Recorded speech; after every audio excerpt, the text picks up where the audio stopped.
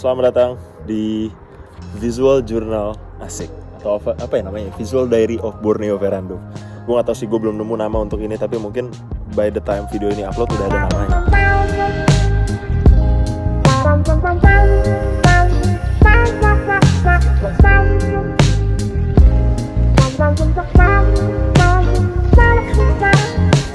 Teman-teman gue banyak yang nanya ngapain ke Denmark, lu pindah atau apa? Gue kasih tahu di sini bahwa gue nggak pindah, gue cuma family visit karena kakak gue di sini tinggal sama anaknya berdua. Sekaligus yang kedua adalah gue emang pengen liburan aja. Gue manfaatkan kesempatan ini ke Denmark untuk kayak dalam tanda kutip istirahat untuk berikutnya ngelanjutin perjalanan baru. So, gue mungkin akan banyak cerita tentang kegiatan gue sehari-hari di Denmark, kayak ngevlog lah istilahnya. Tapi terlepas dari itu, di channel ini juga akan bikin konten lain kayak walking tour, kayak lo ngerasain vibe jalan di tengah kota Denmark seperti apa. Terus juga mungkin konten-konten yang informatif atau edukatif gitu lah ya, kayak proses sampai visa approve tuh gimana. Terus di Denmark tuh ada apa aja segala macamnya, kayak aplikasi apa aja yang harus di download di sini, mau kemana-mana naik apa, berapa harganya tuh nanti akan ada. Jadi konten-konten semacam itulah.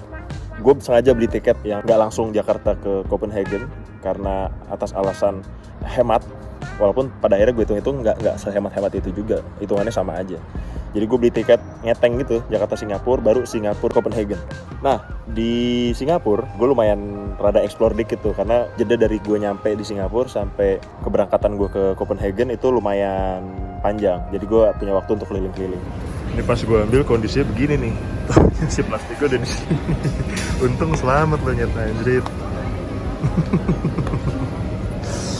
Lucu bener dah. Terus gue menuju ke satu tempat makan yang direkomendasiin teman gue, namanya Zam Zam Restoran Singapura. Di situ gue makan nasi biryani mutton biryani. Itu rasanya kayak rendang tapi lebih soft, terus dicampur kari, dicampur rasa biryani, itu kayak banget lah rasanya, enak. Terus gue jalan ke Merlion.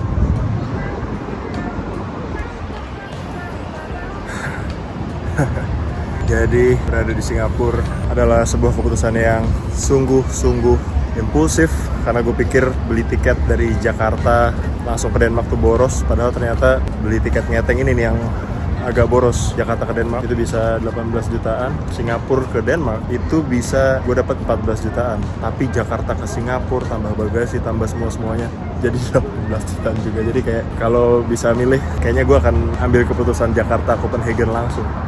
Mumpung di Singapura ya kan, mainlah ke mandatory place Merlion Park. Kenapa akhirnya gue memutuskan ke sini, walaupun sebenarnya ini agak mainstream ya? Karena terakhir ke sini itu di 2011 bareng nyokap bokap. Cuma saat itu gue masih ya anak baru gede gitu, yang pengennya tuh kayak gue nggak mau bareng sama nyokap bokap, gue pengennya sendiri. Jadi gue kayak misah-misah, terus gue kayak pengen apa-apa sendiri, nggak mau duduk barengan, pengennya ya duduk sendiri biar kelihatan kayak keren aja sendiri. Dan pada akhirnya 2023 gue kesini sendirian. Itu yang kayak yang beda ya rasanya. Itu dari dulu tuh gue pengen banget, emang seneng banget jalan sendirian ke banyak tempat. Tahun lalu gue, atau 2021 itu gue ke Thailand sendirian. Banyak lah, pokoknya banyak tempat gue jalan sendirian dan gue menikmati itu. Tapi makin kesini, makin gue ngerasa bahwa ya senang sih, cita-cita tercapai, tapi kok empty inside gitu. Jadi kayak at the same time lo happy, tapi di saat yang bersama lo juga ngerasa kosong tuh dalam arti gimana ya, lo ngerti ya? Kayak kalau lo pernah nonton Soul, filmnya Disney, dia pengen banget jadi musisi hebat gitulah ya, dia manggung di mana gitu. Terus pada akhirnya sampai dia nyampe ke titik itu, dia nggak ngerasa kayak kok ini nggak sesuai sama ekspektasi gue ya. Gue mikir akan seneng banget pas nyampe, tapi ya kosong. Itu yang gue rasain sekarang. Kayak gue happy bisa jalan-jalan, ya mungkin bukan ke Singapura ya, kayak perjalanan ini nih sampai ke Denmark, di sana 2 bulan, itu tuh bikin gue happy. Tapi baru sadar gue bahwa anjing kosong gila ya. Dan yang nggak tahu, mungkin dokumentasi perjalanan ini akan jadi jawaban, atau paling nggak membantu gue nyari jawabannya gitu. Gue nyari apa yang selama ini gue cari dan gue coba rekam di perjalanan ini. So ya, terima kasih untuk udah ngikutin. Kita lanjut perjalanannya. Nah, setelah dari situ tuh, gue langsung balik ke pesawat untuk ngambil bagasi, terus check in ke penerbangan berikutnya. Gue pakai Etihad. Terus gue berangkat penerbangan sekitar 7 jam setengah ke Abu Dhabi. Sampai di Abu Dhabi Itu transitnya tuh kayak sekitar 10 jam seinget gue, karena gue nyampe jam 11 malam, gue terbang lagi jam 9 pagi.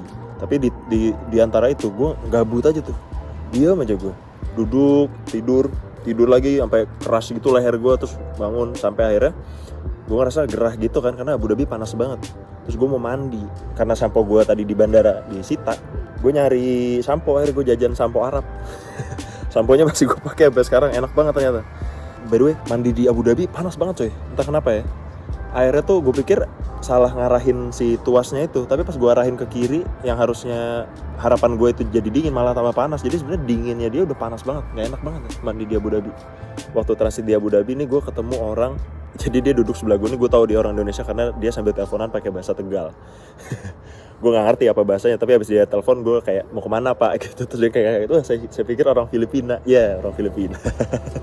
Terus gue nanya-nanya ngobrol-ngobrol, ternyata dia kerja di perkapalan gitu, dia kerja di kapal, dan dia akan berlayar setahun setengah di Spanyol, di Vigo kalau nggak salah namanya. Terus bapak ini bilang, kan gue nanya, setahun setengah tuh pak, gue nanya gitu pokoknya, setahun setengah pak, emang gimana keluarga? Terus jawaban dia cuma gini, tahu kan Indonesia gimana? Terus gue diem tuh, belum tahu arah ininya kemana, arah pertanyaannya dia. Terus dia ngelanjutin, kalau Indonesia masih kayak gini, peraturan yang nggak jelas segala macam, selamanya orang masih akan nyari duit di luar negeri. Idih. Terus gue setuju, gue bilang iya pak, saya juga ngerasain demikian, tapi ya kok boleh buat ya kan. Gue nggak bisa panjangin lagi karena semua orang pasti, lo yang nonton pasti ngerasain hal yang sama. Terus udah tuh selesai ngobrol-ngobrol, udah cabut, gue kayak bingung ngapain. Akhirnya gue dengerin lagu tidur sampai bangun. Akhirnya pesawat gue datang, terus flight 6 jam, akhirnya sampai ke Frankfurt. Kita semua terlantar karena nunggu bis yang agak telat. Suasananya kalau lu nonton Manifest di Netflix, lo mungkin familiar. Telah sampailah kita di Frankfurt Airport. Ini gue lagi jalan ke gate 36 dari A1, ini jauh banget. Gila nih bandara gede bener. Tapi baru nyampe di Jerman aja, gue udah kayak tahu-tahu sendiri tadi. Karena kalau nih ada beberapa orang yang tahu, teman-teman SMA gue mungkin tahu bahwa ada masanya di masa-masa SMA gue senang belajar sendiri bahasa Jerman. Pada akhirnya sampai ke sini, terus dengerin semua pengumumannya pakai bahasa Jerman. Terus gue kayak tahu-tahu sendiri kayak manifestasi ya dulu ternyata gitu. Sampai akhirnya nyampe juga ke sini. Dari semua pelajaran bahasa Jerman yang gue pelajarin, gue cuma bisa Ich spreche ein bisschen Deutsch. Itu doang. Tapi poinnya adalah jangan takut kalau mau ngayal. Ini dia gate gue, A36. So ya, tadi nyampe sempat ditanya-tanya lama di bagian border checknya, kayak punya uang atau enggak, terus disosok ngelawak gitulah. Itu biasa polisi-polisi Jerman kayaknya haus akan lawakan, dan lawakan Jerman. You know what I mean? Pokoknya singkat cerita gue nyampe Copenhagen, terus gue langsung bilang kabarin kakak gue, kak ini gue udah nyampe. Terus diarahin kakak gue beli tiket untuk ke Aarhus tempatnya dia, which is kota ini nih yang gue tempatin sekarang nih. Belakang ini Aarhus University. Abis beli tiket gue turun ke stasiun, gue ketemu kakek-kakek ngeliatin gue gitu. Karena mungkin dia ngeliat gue lagi kayak bingung gitu, gue lagi cengak-cenguk. Mana nih? Terus si kakek-kakek itu langsung nanya, where do you wanna go? Kata dia. Terus gue kayak, Aarhus gitu. Oke, use this train, kata dia. Terus dia nemenin gue di kereta itu sampai akhirnya ke stasiun sentral. Sambil di perjalanan tuh ngobrol-ngobrol. Terus dia bilang bahwa dia udah 41 tahun di Denmark. Dia kerja sebagai medical doctor di sini. Kenapa dia nanya gue kayak tadi, dia nolongin gue. Katanya gue ngingetin dia sama hari pertama dia nyentuh mendaratkan kaki di Denmark. Terus gue persis kayak dia waktu pertama kali ke Denmark. Akhirnya gue dibantu sama kakak itu, dia nungguin gue sampai kereta gue datang, terus nunggu gue naik sampai keretanya, nunggu kereta gue cabut. Dia dadah gitu ke gue juga. Katanya kalau lo ke Copenhagen, telepon gue, nanti kita jalan-jalan sama kakak lo gitu. Oke, ya. Baik banget lah si Mr. Shu namanya, Shu.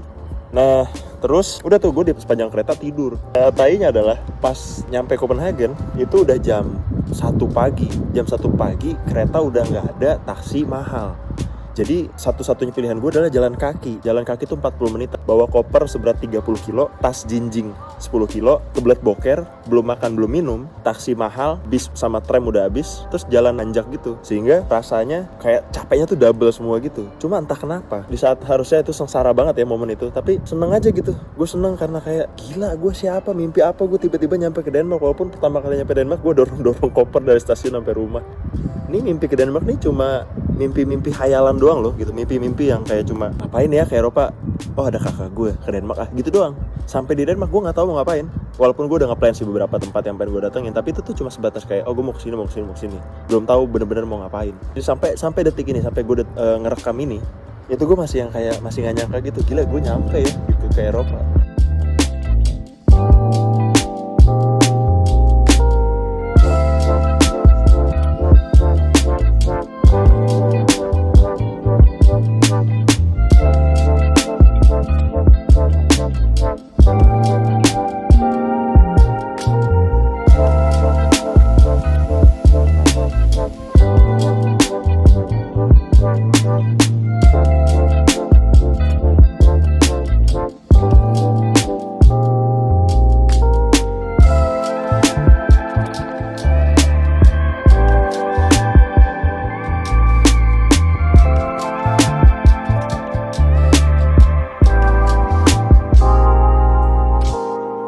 Gue kan 2 bulan kan di sini. Gue mungkin akan punya rencana untuk kayak nyari teman di sini, nanya-nanya skill kayak gue nih bisa kepake nggak sih di Denmark gitu-gitu. Mungkin akan kesana, tapi ya gue akan tetap balik ke Indonesia dulu karena ya visanya ya sesuai peraturan lah. Gue nggak mau yang jadi kayak orang-orang yang cabut ke luar, pacarin orang sini, nikah, terus jadi tinggal di sini. Nggak mau.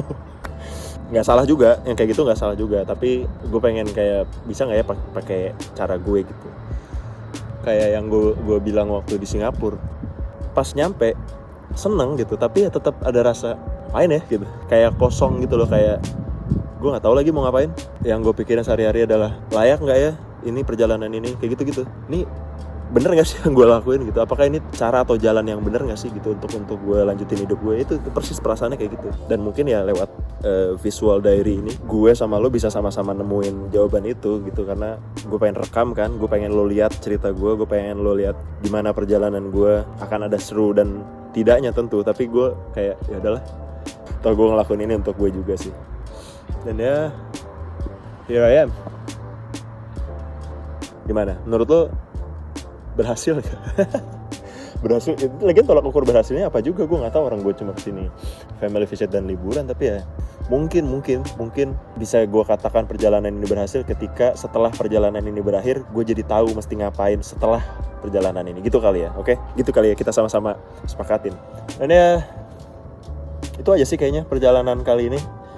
Ini hitungannya episode 1 kali ya, anjing, episode 1. Tapi ya itu, gue sih berusaha semoga channel ini nggak hanya menyajikan konten visual journey aja. Gue bisa ngasih tahu lu beberapa hal yang gue dapetin di sini di luar konten ini. Jadi stay tune aja dan doakan lancar teman-teman. Karena saya sedang berusaha keluar dari zona nyaman yang biasanya gue ada di belakang layar situ. Sekarang gue ada di depan. Terima kasih udah nonton. Bye bye, sampai ketemu di episode berikutnya. Cek.